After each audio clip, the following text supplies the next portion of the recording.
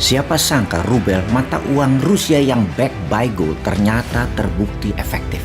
Apakah hal ini yang menyebabkan Amerika lebih agresif membantu Ukraina sebagai perpanjangan tangan Amerika untuk menyerang Rusia? Atau memang ini akan menjadi perang panjang agar industrial military complex milik Amerika bekerja secara penuh di tengah ekonomi Amerika yang melemah terendah dalam 40 tahun terakhir? Atau seperti Soekarno, Gaddafi, Saddam Hussein, Putin, must die? Kita kembali ke topik. Kita semua tahu kemunafikan Barat, Sekutu, dan Amerika dengan mengadakan sanksi ekonomi ke Rusia di mana Uniqlo, Starbucks, KFC, Apple, dan banyak korporasi besar menutup usahanya di Rusia, namun tetap negaranya membeli minyak dan gas Rusia. Bukan hanya membeli, mereka nurut disuruh bayar pakai rubel atau pakai emas. Hebatnya lagi, rubel tadi tidak menggunakan back by dollar atau nilai rubel tidak mengambang terhadap dolar, namun rubel jadi stabil dipatok pakai harga emas. Inilah hal yang terbukti efektif yang dilakukan oleh Putin untuk melawan sanksi ekonomi dengan serangan balik. Dengan tetap membeli rubel dengan standar emas, maka sesungguhnya perang Ukraina akan panjang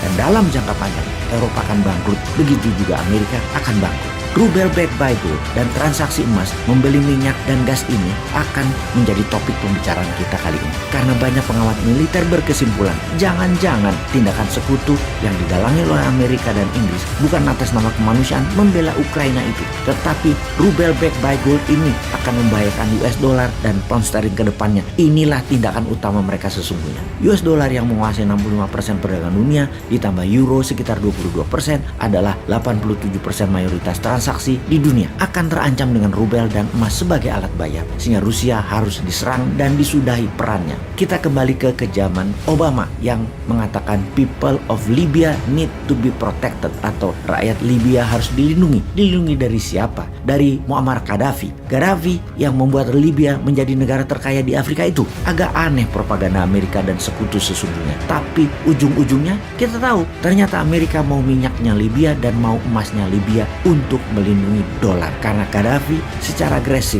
mempromosikan emas sebagai alat bayar di Afrika, syarat membeli minyak Libya bagi negara Afrika. Gaddafi juga menyiapkan dinar emas sebagai mata uang tunggal Afrika. Kita semua tahu rencana seperti ini, rencana mau menyingkirkan dolar sebagai mata uang dunia, jangan pernah Anda lakukan karena Anda akan ditarget. Libya kencang mempromosikan mata uang emas ini sejak tahun 1996 sampai tahun 2000 yang mendapatkan tanggapan positif dari banyak negara Afrika.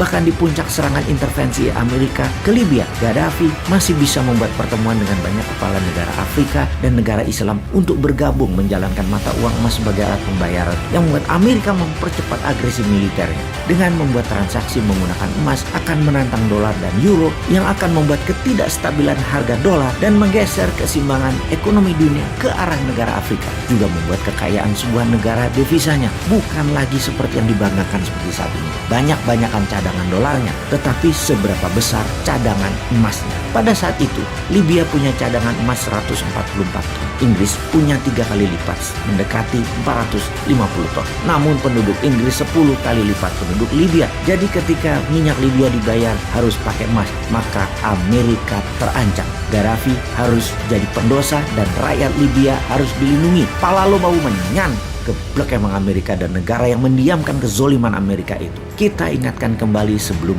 Libya Gaddafi dieksekusi, maka Saddam Hussein juga dilibas karena mempromosikan hal yang sama. Transaksi minyak Irak hanya bisa menggunakan euro dan emas. Masih mending karena masih bisa terima euro. Namun terbanyak negara Afrika membeli minyak Irak pakai jaminan emas. Yang pasti Amerika melakukan embargo terhadap Irak, sanksi ekonomi dan invasi penggulingan pemerintahan Saddam. Pastinya menggunakan emas sebagai alat bayar akan membuat negara Timur Tengah dan negara Afrika menjadi negara yang berdaulat dan kuat. Dan bagi Amerika, hal itu harus dihindari dengan berapapun biayanya, harus tidak boleh terjadi, yaitu emas tidak boleh berkuasa. Menggunakan selain dolar adalah sebuah self-determination sesungguhnya, atau kedaulatan bernegara. PBB bahkan tidak mendukung negara untuk menjadi berdaulat. PBB yang di belakangnya Amerika dan Sekutu Barat tidak ingin negara-negara lain itu sejahtera dan berdaulat pakai sistem di luar sistem mereka, yaitu sistem dolar. Ketika OPEC dan negara penghasil minyak bumi kompak tidak menggunakan dolar sebagai alat bayar, ini akan membuat negara yang lapar minyak bumi, negara besar dunia, akan tidak bisa membeli minyak tersebut karena dengan mata uang uang dolar atau pound sterling, mereka bisa mencetak uang itu sendiri dan membayar harga minyak bumi tadi. Tapi kalau pakai emas, keterbatasan jumlah emas yang mereka miliki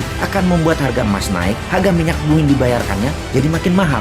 Negara penghasil minyak tadi akan menjadi negara kaya. Bukan Amerika, Eropa, bahkan Tiongkok yang kaya. Mereka, negara-negara pembeli minyak tadi, Amerika, Eropa, dan Tiongkok malah bangkrut atau tidak pernah bisa sebesar sekarang ini. Jadi kembali ke Ukraina, kembali ke rubel backed by gold sebagai pembayaran transaksi minyak dan gas Rusia pakai emas atau rubel yang dipack dengan harga emas.